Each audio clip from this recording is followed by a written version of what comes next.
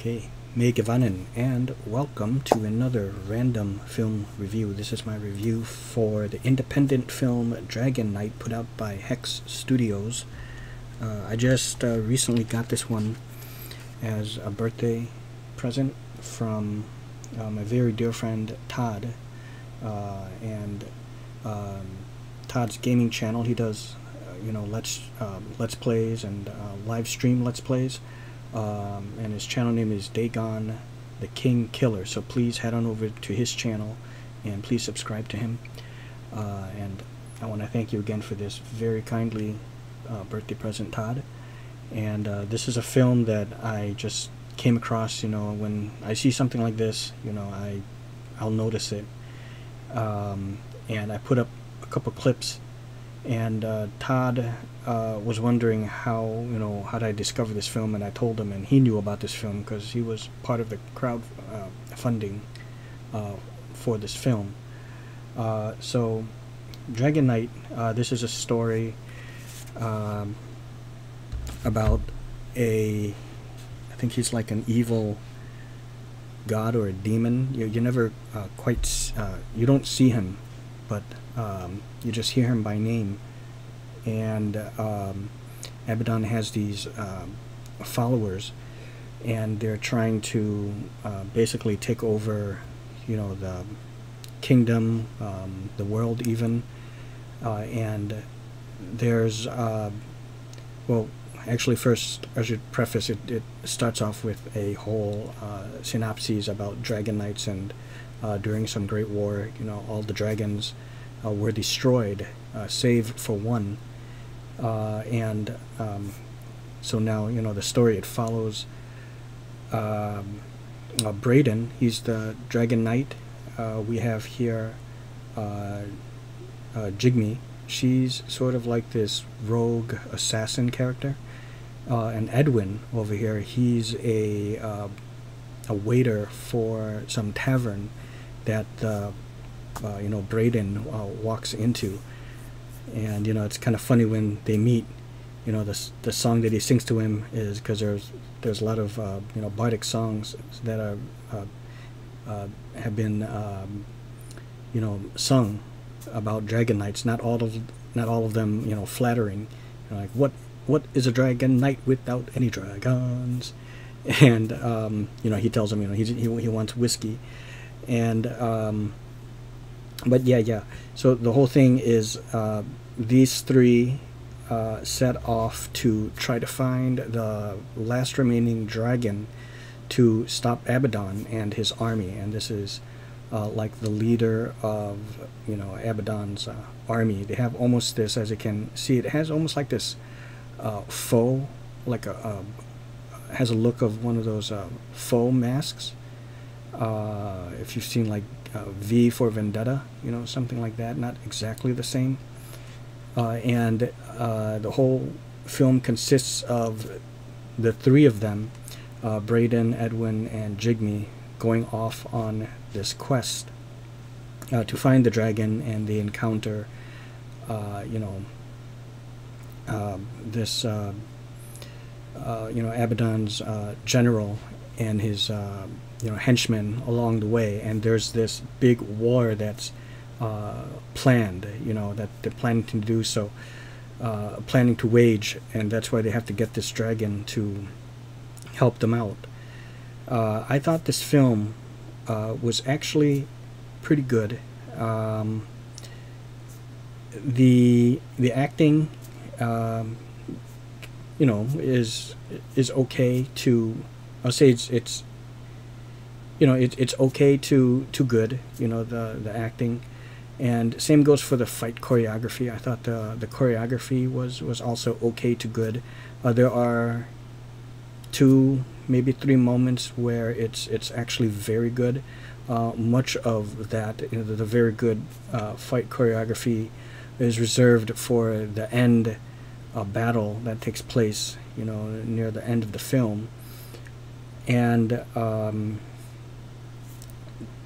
I'll say this, I thought the story was, it was okay. It was exactly that, just what I told you. But what elevates this film is the cinematography, and the camera angles, the way it was shot, and some of the smart decisions of the usage of the special effects.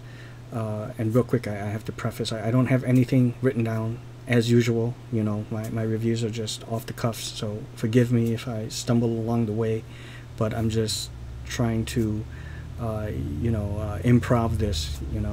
So anyways, in a lot of the fights, you'll see that they use classic stage tricks, like when you're performing on stage, such as the sword, so you don't see the actual penetration. They make use of the angle, so it looks like it actually is being run through a person. Very well done. It's much better than what you see on stage, but they use those same tricks. They apply those same tricks to that. There's a scene where it's a lot of like off-camera, maybe final blows, like when the head is about to be chopped off. The camera cuts away just in time, and the reason why is because they want to reserve their special effects where it counts, such as the end battle. And I'll tell you that you see some dragons at the beginning, and then you really see what I think is the last remaining dragon, which you see right here at the end. And I have to tell you, the dragon effects and the final look of the dragon, the final dragon at the end, is exquisitely well done, I thought. I want to say that I'm pretty sure it was CG'd, although I would not be surprised if some of that was practical effects. But I mean, it really looks like it's there. There's a scene where the dragon is there in front of the army. It's like one of the final shots, when someone is giving a speech at the end, and you see the dragon there and the whole army, and the dragon, it looks like it's there. So they did a really, really excellent job at that, with the effects of the dragon and the whole army as well. I don't know how much of that was real people and how much of it was CG'd, but it's so good and so well done that I would not be surprised if it wasn't CG'd at all. If it was, then okay, but if I discover later, there's special features that I've yet to watch. I didn't have time, but at the same time, I wouldn't be surprised if I learned that the armies were, especially when you see Abaddon's army, there's a part where when they charge into battle, you have the Dragon Knight charging into battle with the good guys, and then you have Abaddon's men all lined up, and then they have their shields up, and then you see them lower their spears, and it wasn't all in unison. They were all like on different timers, when it went down. So that was very well done. You really believe that these are real people and not CG'd, if in fact they were. The cinematography in here is exquisite as well. There are shots where and the environment is changing. Most of it is in like a forest as they're traveling, but they do a very nice job of changing things up, of when they're in this desert-like area or in kind of like this open tundra area that you see, and then it switches back to the forest just to change things up. But all of it is beautiful, and not only that, the angles at which it was shot too, the very cinematic, and I don't know what other word to use to describe this, but it's kind of like there's like a few scenes where it's like a side scroller. I'm talking like Metroid or Kung Fu or Karateka, on the Atari, but where you see them kind of moving in slow motion, or you see, I think it's I believe it's Jigme running through like this desert backdrop in like a semi slow motion, getting to her destination. You have like a few shots like that, and I thought it was very beautifully done. Or when it's kind of like at an angle, and you it has almost like a tunnel kind of, with the road and stuff leading into the going into the forest and stuff like that. And it's like angled. I thought that was really, really beautiful as well. So the cinematography, very, very well done, gorgeous, and the music is also beautiful as well. So I would say, if I had one little nitpick gripe about the film, I thought that Brayden, the Dragon Knight himself, he came off a little over the top. I kind of wish maybe he took it down, a couple notches, a bit, but other than that, if it was just him alone and he didn't really have anyone to interact with, and maybe he's just talking to himself in that kind of voice, or whenever he's interacting with maybe other people that he comes across, then maybe it might start to kind of get on my nerves. But because he had these two with him, and they're all kind of interacting together, it was fine. And like I said, it's not too big a deal. So just to kind of wrap things up, the story, I would say, is it's okay. The acting is okay to good, occasionally dipping into cheesy, and the fight choreography was okay to good as well, with a couple scenes where the fight, like 2 or 3 scenes where the fight choreography was very good, very well done. But like I said, that was reserved,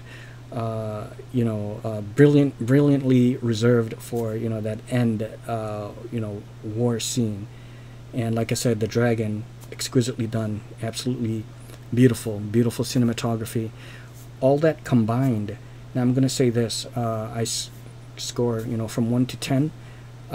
For me, a 7 I consider already to be good. Good films for me have to have, for me according to my scale, has to have a minimum of a 7. So like a 7.25 is like on the lower end of being good, like the bare minimum of good. 7.5 is in that mid-range, because all those things that I mentioned, if it's just the story alone and all the other aspects that I said that were really, really well done, such as the cinematography, the music, and the special effects, and that beautiful dragon that you see, if those were not as great as they were, I would have simply given it a 7, and that would have been a good score, a good film. But because of those things, because in fact they were as great as they are in this film, I would have to say I would give this one a 7.75. Now an 8 would be great. So really, when I say it's a 7.75, when I'm talking about this film, I would have to say like anywhere between like a 7.75 to an 8.5. They're very much, there's almost very little difference between 7.75 and 8.25. So, but I'm going to give this a 7.75 out of 10. And I recommend checking out this film. It's well worth the $29.95. And as you can see, the cover and everything is beautifully well done, well drawn. I mean, you can tell that the people who made this film, what seems to me is like they have a love for the craft. I would be surprised, if they didn't. If these people did not play Dungeons and Dragons, or, weren't into Bethesda games, or, Larian or Obsidian or anything like that, if they weren't into those types of RPGs, or if they didn't play D&D themselves, I would be shocked to learn that. It ends where they don't fight Abaddon, so it almost looks like they intend this to be a series, maybe a trilogy even, and I really hope that there is a follow-up to this, and maybe we finally do see Abaddon. Now, I know I made that little critique about Brayden, the Dragon Knight, how he came off a little bit over the top. But see, I wouldn't change it at this point, you know, because then it would become inconsistent. So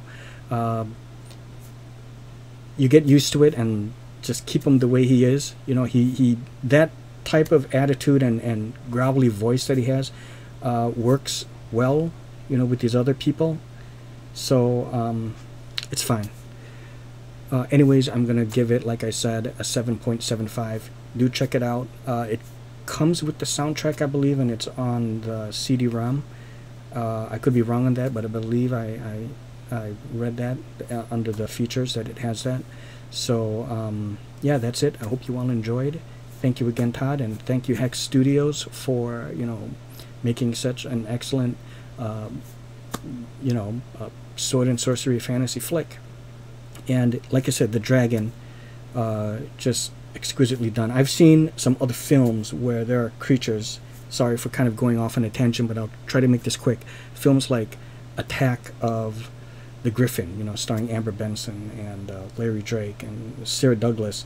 That Griffin just looked terrible. It looked like crap, you know. Other films where, okay, let me just end it by saying this.